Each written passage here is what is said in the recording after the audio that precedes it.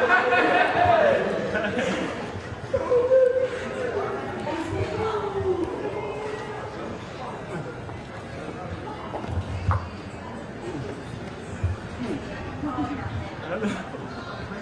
everybody. Okay. Hey, folks. How are y'all doing? Good to see y'all. Oh, man. Hey, good to see everybody.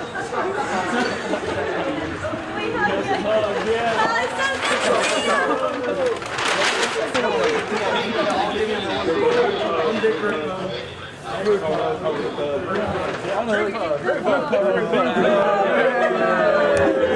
love you, Mark. Hey, well, I've been in these clothes for 2 days. Oh, my. Welcome home. Hey, hi. Channel 13, welcome home. Good to see you. I'm glad you're back safely. Hey, Greg Garrison with AL.com. Good to see you. Hey, nice to put a face with a name not over soon. How are you doing? Doing great. Good to see you. Glad to be. Wonderful to be home. Yes, and thank you for being here. Thanks for everything you've done. I know, seeing the prayers coming in, we've gotten them from people you probably don't even know all over. So if you don't mind, if we could speak to you for a second. Absolutely. Yes. What? Get some questions. First of all, Pastor, how does it feel to be back? Oh, better than anything. It's great to go anywhere, but the best part about going somewhere is coming home, and that's the best feeling right now. My heart is still in Ukraine. The people are hurting, they're suffering, they're scared, and we're going to continue to help them. We love them, and we want to emphasize humanity, mankind, and we're going to continue to do that. They're great people. They need our help, and so we're just going to continue to reach out to them as they would do to us if we were in their shoes. And so let's keep them in our prayers. Please be praying for the people of Ukraine. Please be doing that. But hey, thank God for the good old USA. That's the wonderful thing. What's your journey been like over the past month? It has been fantastic to be able to live in the hearts and in the minds and in the hugs of the Ukrainian people is something that you'll always remember. They endure themselves to you in such a way that is life-changing. And my life has been changed because of them, and I want to continue to just lift them up and encourage them. But I would be telling a falsehood if I said I wasn't scared, because I have been scared the last month. It has been frightening, especially when you wake early in the morning to explosions in the city, and you know that there are bombs going off and people are in harm's way, and so that really sobers your mind to considering you might need to be heading home. But we're going to continue to reach out for the people and help them in so many ways. Now, Mark, I do want to ask you about the coming home. I know when we talked, you said you were planning to come home the 24th and weren't looking to come home early. Literally, the night before you were expected to come home, things just kind of took a turn for the worse. So what was it like for you in that moment when you knew you were supposed to have that flight home tomorrow and couldn't take it and had to go not just plan A, not just plan B, but plan C, D, E, and F? Well, it's life-changing. Your life changed on a dime. And so instead of traveling north to Kiev, I traveled west, the breadth of the country, all the way to the Polish border, and thank God was able to get in because so many people did not. A U.S. passport is a very powerful tool, and I was so proud to have it, but there were so many that spent many nights in the cold without food or water, and they wanted to do the same thing that I was able to do with that wonderful tool of a U.S. passport. I was fortunate enough to be able to help out a lot of people along the way, not only with food and water, but with clothing, baby items, things that you just need for the day-to-day existence. And the people were so appreciative. Spasiba, spasiba, that's Russian for thank you. And they said it so sincerely.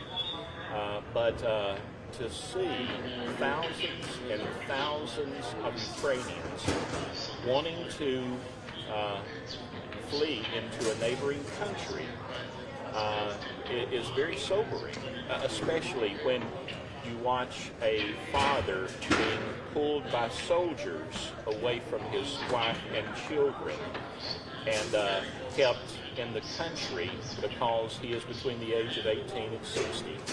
To watch his wife and children have to walk off into the distance with tear-filled eyes, that tugs at your heartstrings. And so I was able to see and experience some things that likely I'll never see again in my lifetime, but that's why it's so important that we help our neighbors. You've been doing this for 30 years. I mean, you've made friends over there that have become like a second family to you.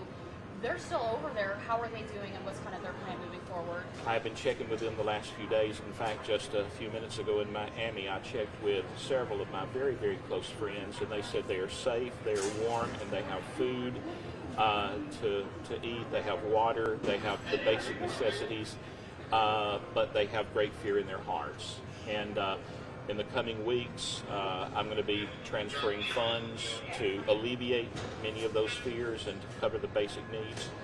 And so that is a encouragement. That is a sense of hope for them. And so we're going to continue to do that. Can you describe your journey out of the country? It was very scary. I was the only American traveling on the bus and filled with Ukrainians, and I kind of became their mascot. They helped me along the way when all of the men were pulled off of the bus to check passports, ages, that kind of thing, myself included. They rallied around me, helped me, communicated, make sure that I understood what was being said. But they were very adamant about protecting me, and I am thankful. I will always be thankful for that. But to see the thousands of people trying to escape, knowing that I had, a free ticket out, was a very good feeling for me. But I shed a lot of tears because I could go, but they couldn't. And that made me resolve more in my heart to help my fellow human beings, and I'm going to continue to do that. The past couple of days, getting back home, how much has your faith been tested these past couple of days, and just how important has it been for you to have faith these past couple of days? Well, it has been tested to the limits, and I pray, and I feel as though it has been strengthened. The best way to strengthen something is to, put it to the test, put it in the fire. And so I feel like I've gone through the fire, and my faith in God, understanding that He has provided for me, specifically me, in all of this, has just lifted me so high and encouraged me. And I want to make sure that other people feel and experience that same thing. But what I've experienced, especially since Friday morning early, when I woke to the apartment in which I was staying, rattling from bombs being dropped at the airport until now, I've examined my heart. I've filled my life and my mind with faith, hope, and love.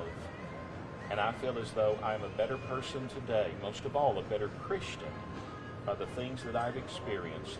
And I don't wish harm for anyone, but if a little bit of difficulty and persecution can strengthen a person, I'm all for it. And talk about when you came down the escalator just now, you see your wife after a month, you see all these kids with these signs. What's going through your head when you just walk down and you see them? Man, I tell you what, that's the greatest feeling in all the world. I mean, to be able to see that is just heaven on earth. And that's what I'm feeling right now. I feel so blessed. I feel so fortunate.